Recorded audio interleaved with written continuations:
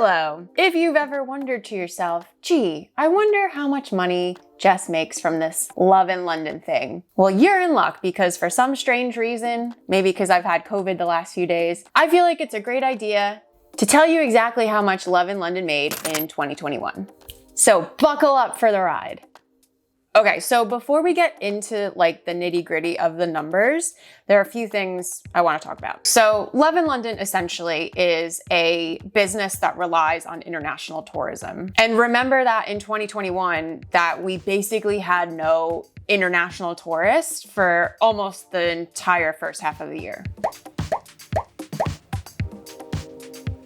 That means revenue for me was significantly down, while costs still remained fairly high as I was trying to keep the business going so that we were ready to go once international travel would resume. Also, the last 2 months of 2021, because of the variant, ended up having loads of cancellations and no one really planning to buy anything related to travel because they weren't sure when they were going to get to travel. So it's been a fun year.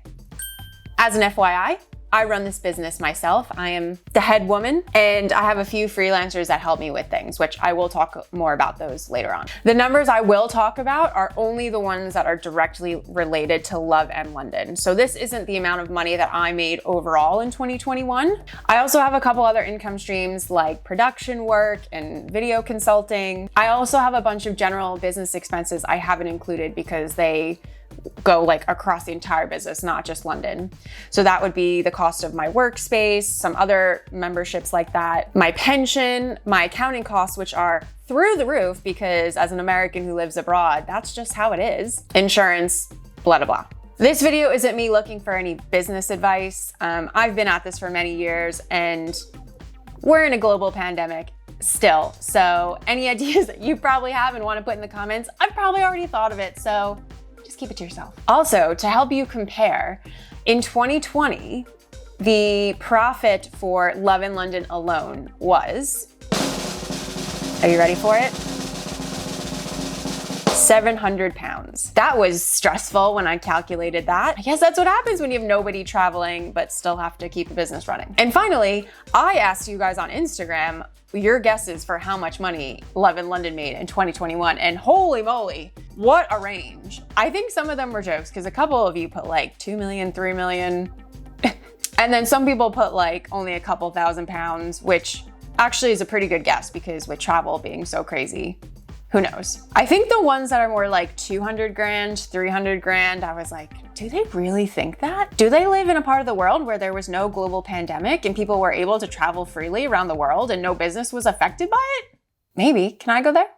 Let's do it. Starting with revenue for 2021. So I'm going to start with the smallest going to the largest. Starting with my site ad revenue. These are the little ads that pop up across the screen on the Love in London website. These never make that much money, but during 2021, because traffic wasn't very good because people weren't traveling, it was even worse. So for the year, the total was £1,423. And that accounts for 2.76% of my revenue for the year. Next up was event ticket sales. I ran, I think it was 3 in-person events in London once things opened up starting in September. These were a great way for mostly Londoners to come together and meet each other. We did have a few tourists as well. They were super fun. They've gone pretty well. I'm doing another one in February. I'm still trying to work out if financially this makes sense for the business. So event ticket sales across all of the events was £1,730, and that accounts for 3.35% of revenue. Next up is affiliate revenue. So some of the things that I recommend to you guys, whether it's in a video or it's on the website, will have what's called an affiliate link. And that means I have set up something with the company that if you use that link and you buy something, that I'll get a small, usually very small, commission of whatever you bought. And in 2021, that revenue equated to £3,497 or 6.77% of revenue. By the way, you guys clicking on links like that, it doesn't make the price change or anything, but it does help us to keep creating free content. Next up is guide sales. We sell some digital travel product. Our biggest seller usually is our 3-day itinerary. So this accounts for sales of that. We also have a coloring book, a London packing guide, and this also includes sales of my trip planning consultations, where people can book to have a one-to-one call with me and we talk through either their trip that they're planning, or we've also had people who are moving to London and wanted to ask one-to-one advice. This is usually our biggest revenue generator by far pre-COVID. But because of everything, guide sales accounted for £5,947 of revenue, which is about 11.5%. And I will talk about this later, but some of this money does go directly to charity. Next up is AdSense. So AdSense is basically, if you watch one of my YouTube videos and an ad shows up before or during or after the video, the brand that made that ad pays YouTube money for that ad to be served to you. And then YouTube pays the content creator a percentage, I think it's around like 45% of that money that the brand paid for that ad. So generally, the more views that you get, the more money that you can make on AdSense. However, it does depend on what your industry you're in, because some industries have brands that are paying a lot more per ad and some industries that have brands that are paying basically nothing per ad. Guess which end of the spectrum I'm on? This one. So with views down due to less travel in 2021, but also the amount that brands are paying going even lower than usual, AdSense was not as high as it usually is. So in 2021, my AdSense payments were £9,955, and that accounts for 19.27% of revenue. Okay, and finally, the biggest one, partnership revenue. If you've been around for a while, you'll know that like before 2020, we didn't do that many brand partnerships on Love in London. That's because I wanted to focus on selling the travel guides, and I just wanted to build a business that wasn't relying on brands coming to us and saying, yes, we find your content valuable enough to pay you the amount of money that you would find to be useful for this. Because you get a lot of brands that are emailing being like, we'll pay you $200 to make an entire video about our brand. Like, first of all, that'd be really boring. But also, no. I don't get out of bed for less than $5,000. Sort of true. But with the pandemic, because people haven't been buying travel guides because they don't know when they're traveling, but we're still trying to make content, we did shift our focus to accepting more brand partnerships when it made sense, and for when it was something that worked for you guys that I thought that you would like, something that I thought we were happy to promote and sell, and also if they were understanding of the value that we can bring. So we did have our biggest year by far in terms of brand partnerships this year. And the revenue that we brought in from that is £29,104, or 56% of revenue. Again, I don't love that has been such a big chunk of our revenue. 2022, I want it to flip where guide sales are the biggest chunk, because I have more control. I think it brings more good stuff for you guys. However, we worked with some great brands this year, which also allowed us to actually continue. If we didn't have any of this brand work, or even if we had just half of this brand work, I don't think I would have had to just stop Love in London. It just wouldn't have happened. And this is gonna sound harsh, but as much as it's fun to make videos about London for you guys and like you enjoy them, it costs a lot of money to make, which you'll see in a second, because I'm going to talk about that. Okay, so the total for 2021 for revenue was £51,659 and 5p. Right.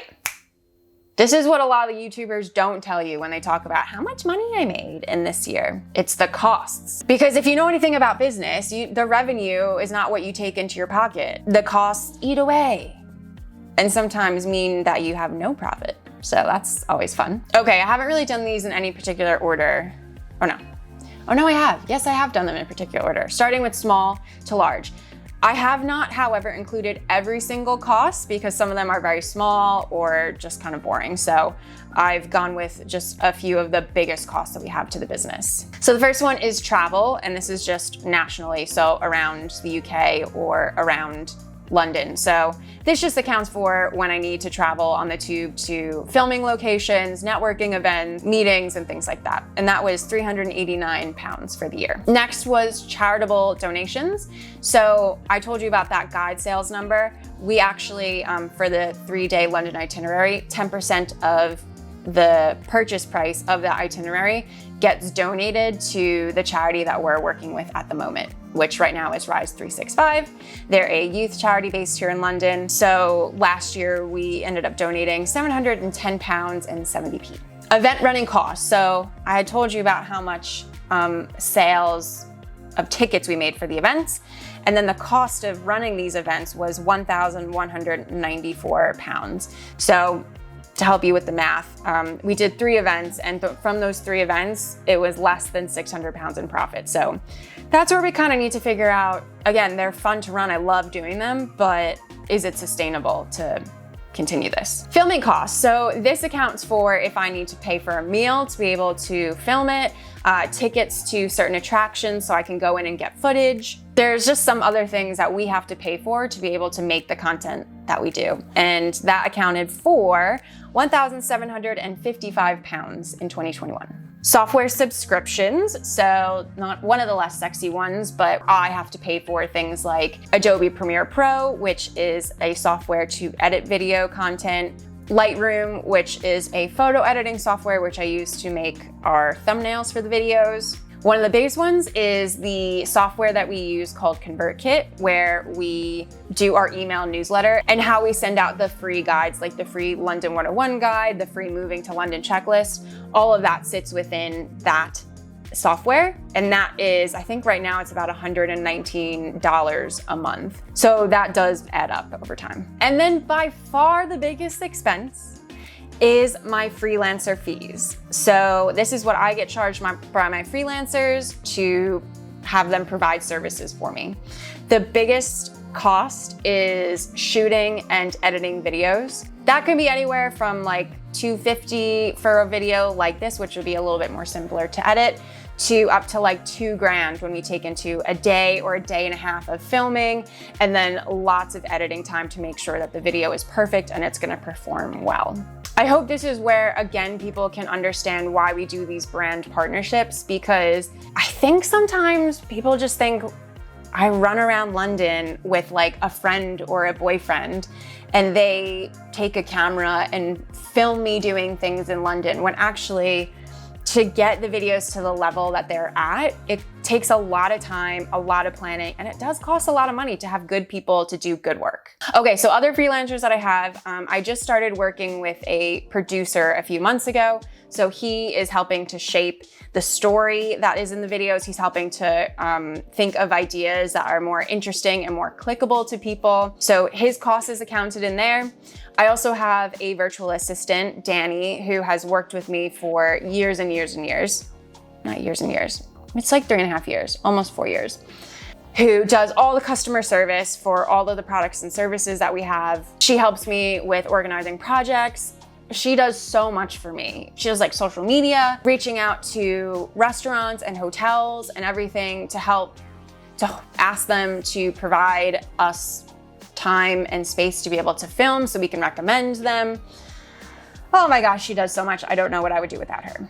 And finally, I had someone that was helping to facilitate these brand partnerships.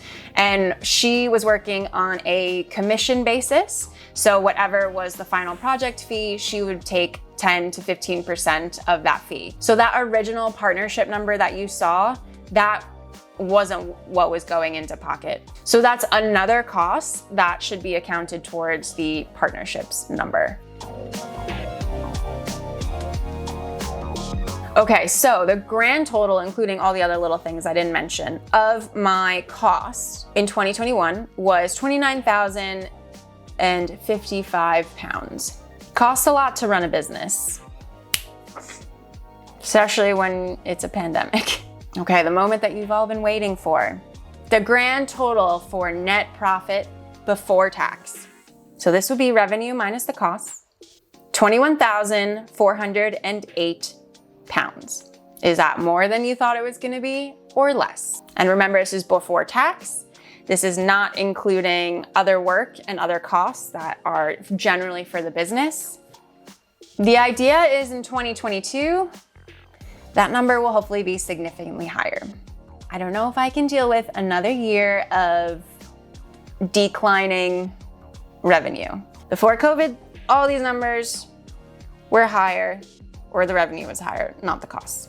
Let me know in the comments if this is what you thought it was gonna be or what you thought of this video. I'm sure you're gonna do that either way, even if I hadn't asked. I love being on YouTube. Jokes aside, I do hope this provides some insight into, one, how a travel business has been dealing in the last year or so, 2 years. And also that not every YouTuber is making hundreds and thousands of dollars off their AdSense revenue or off their course about how to build your own YouTube channel. Just trying to get by. Okay, see you in the next video.